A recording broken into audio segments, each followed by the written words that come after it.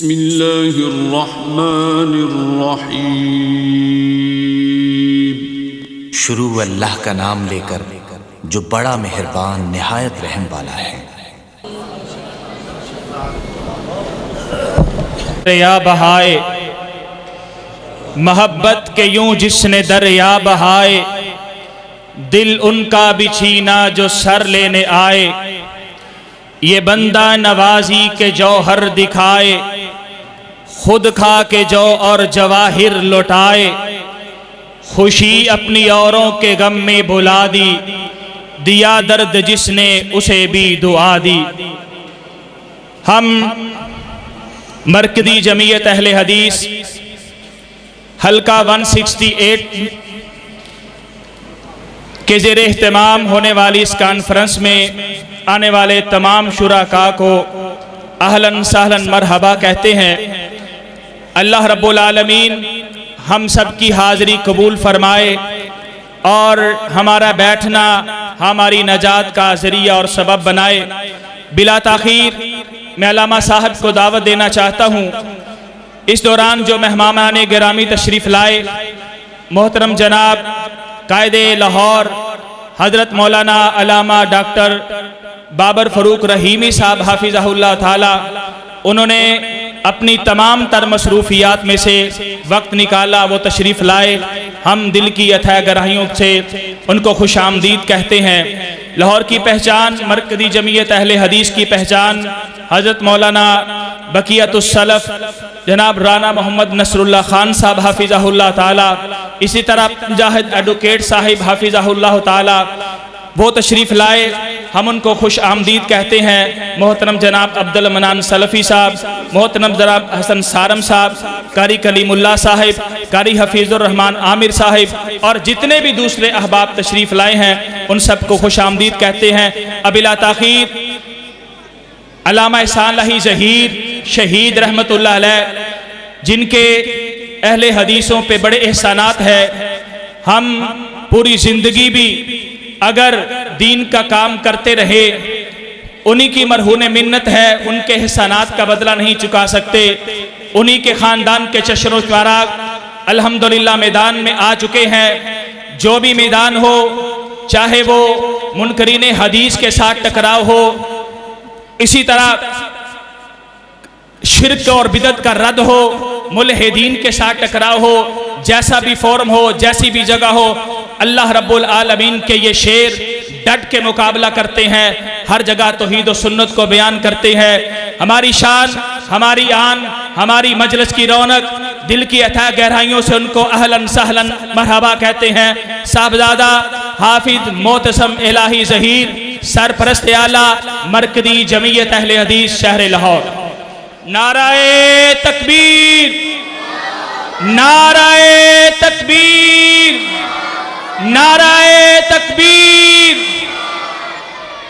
مسلک حق اہل حدیث، مسلک حق اہل حدیث، تاجدار ختم نبوت، مرکزی جمعیت اہل حدیث لاہور، مرکزی جمعیت اہل حدیث پاکستان، حضرت مولانا علامہ معتصم الہی ظہیر۔ نحمدہ ونصلی علی رسولہ الکریم۔ بسم اللہ الرحمن الرحیم۔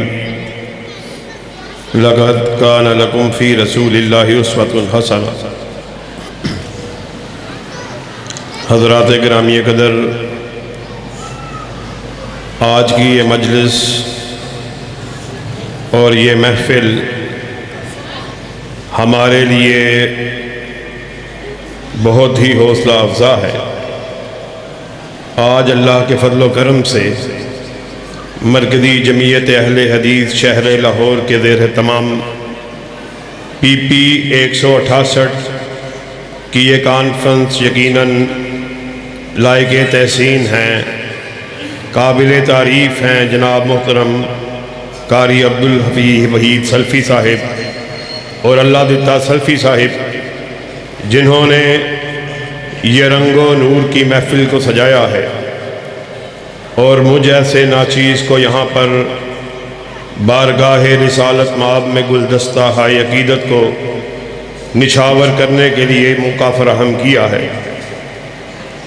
میرے ذہن میں یہ بات آ رہی تھی کہ اللہ کے فضل و کرم سے آج ہم پھر اپنے اسلاف کی روایات کو آگے بڑھاتے ہوئے مکمل طور پر منظم ہو چکے ہیں۔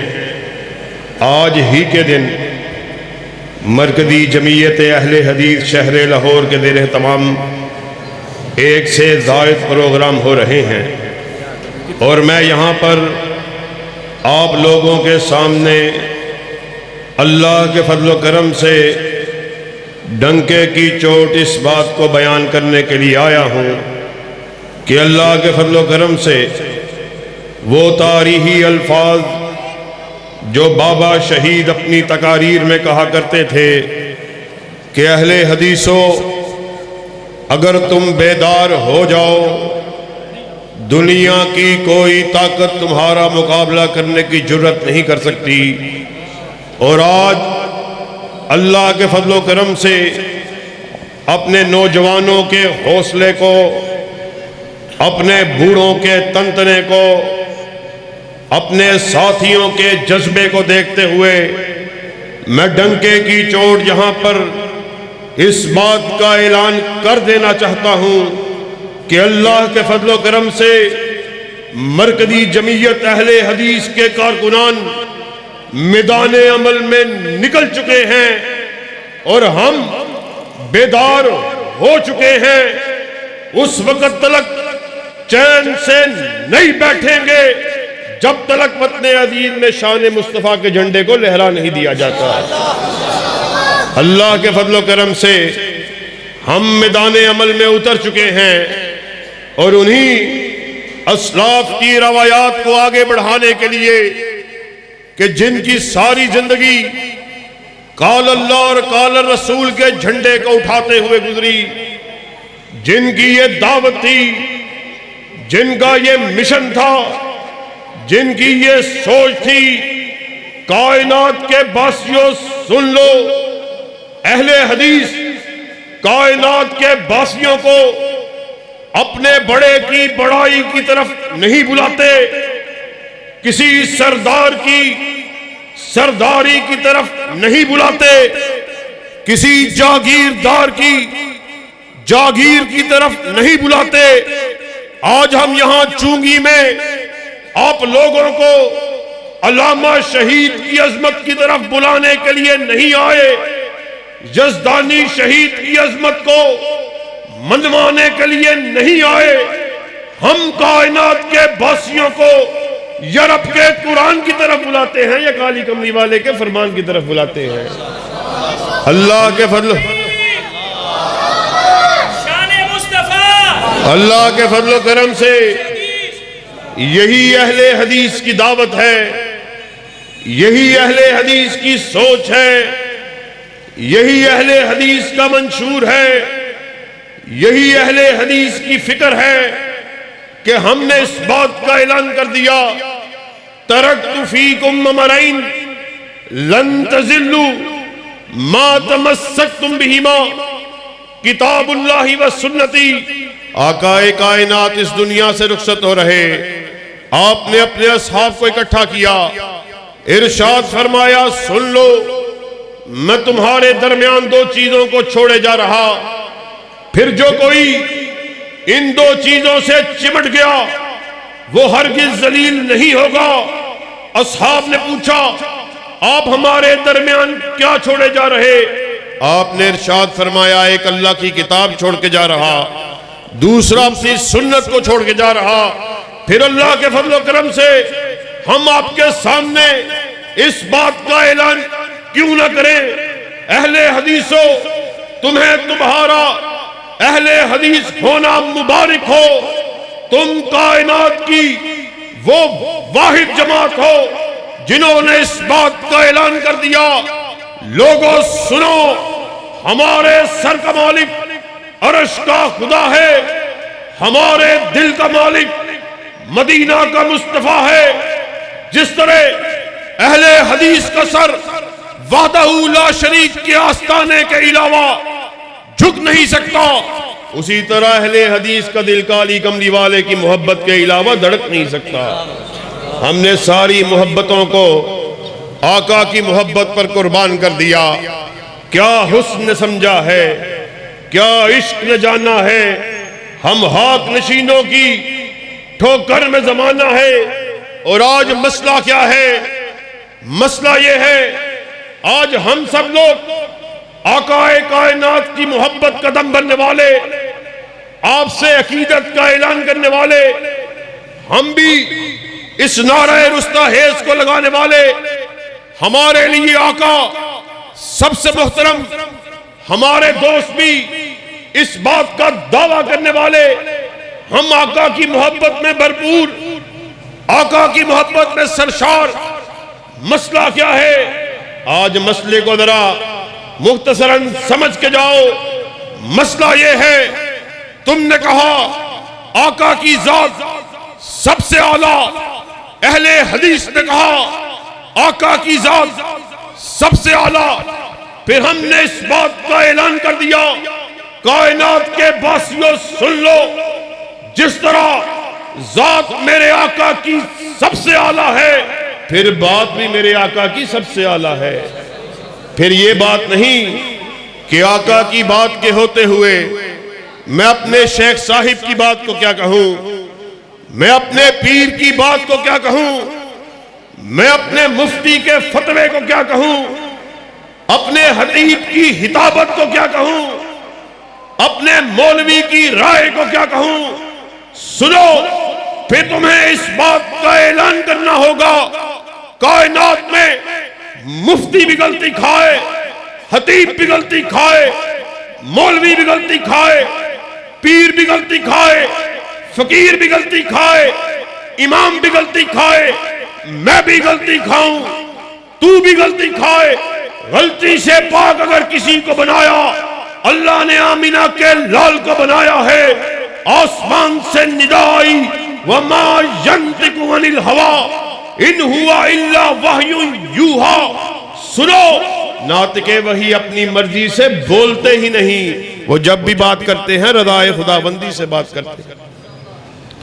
اللہ کے فضل و کرم سے یہی دعوت اہل حدیث ہے، یہی اہل حدیث کا منہج ہے، یہی اہل حدیث کا دستور ہے، اور اس کی شان میں آج اس کانفرنس کو بپا کیا گیا کہ اس کی شان کو کیوں کر بیان کیا جائے، جس کے بارے میں غالب جیسے قادر الکلام شاعر نے کیا خوب کہا تھا، غالب ثنائے حاجو یزداں گداشتیم، کہ غالب میں اس کی منقبت کو کیسے بیان کروں، اس کی بڑائی کو، اس کی بزرگی کو، اس کی عظمت کو کیوں کر بیان کروں، کہ جس کی بزرگی کے بارے میں عرش والے کا خود ارشاد عالی ہے، وَرَفَعْنَا لَكَ ذِكْرَكَ، اے میرے حبیب ہم نے تیرے ذکر کو بلند کر دیا۔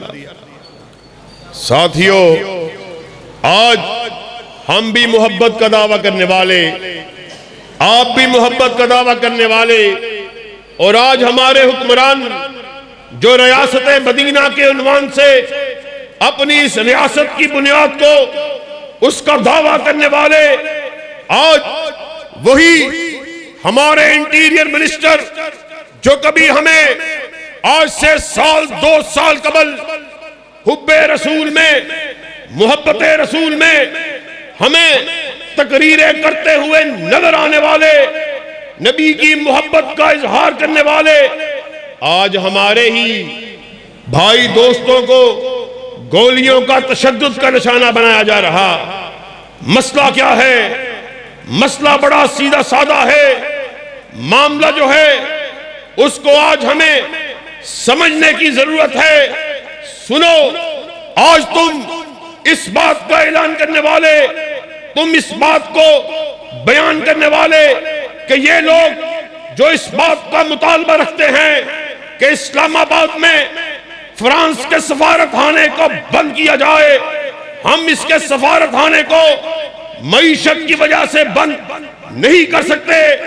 سنو، اپنے آپ کو ریاست مدینہ کے دعوے دار کہلانے والوں، اللہ کی قسم ہے ہمیں گالی دو قابل قبول ہے، ہماری ماؤں کو گالیاں دو، ہمیں منظور ہے، ہمارے باپوں کو برا بھلا کہو، ہمیں قبول ہے، ہمارے اسلاف کو برا کہو، ہمیں منظور ہے، مگر ہم ابھی اتنے بے غیرت نہیں ہوئے آقا کائنات کی شان میں حانت کو کیا جائے اور تمہارے کانوں پر جوں تلک نہیں رنگتی۔ آج چونگی میں ہم اس بات کا اعلان کرنے کے لیے آئے، اللہ کی قسم ہے مرکزی جمعیت اہل حدیث کا جب تلک ایک بچہ بھی زندہ ہے ہم آقا کائنات کی شان میں حانت کو گوارا نہیں کر سکتے۔ نعرہ تکبیر، شان مصطفیٰ، تاجدار ختم نبوت،